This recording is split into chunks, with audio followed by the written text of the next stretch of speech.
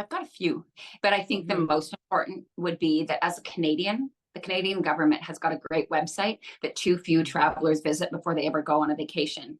And it's travel.gc.ca. And it's important for two reasons. One of the things that constantly changes is the entry and exit requirements for people. So people just assume that if they've got a valid passport that expires before they come back, that they're okay. And that's not the case anymore. You may need a passport that has validity 3 months, 6 months, 8 months after the date you're supposed to return from the country.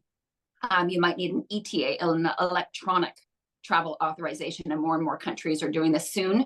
You'll have to get that when you're visiting the EU and the Schengen countries, as well as the UK, a different one.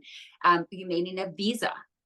So it's really important to go there, travel.gc.ca. But the second reason to visit there is to actually register your trip. And being in the industry for decades now, I've seen a lot of times where all of a sudden there is a situation.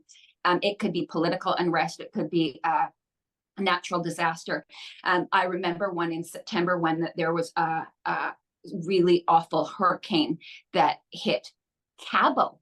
And, you don't really expect it on that side of Mexico. And people who didn't register, the government couldn't get in touch with them to get them on reconnaissance flights.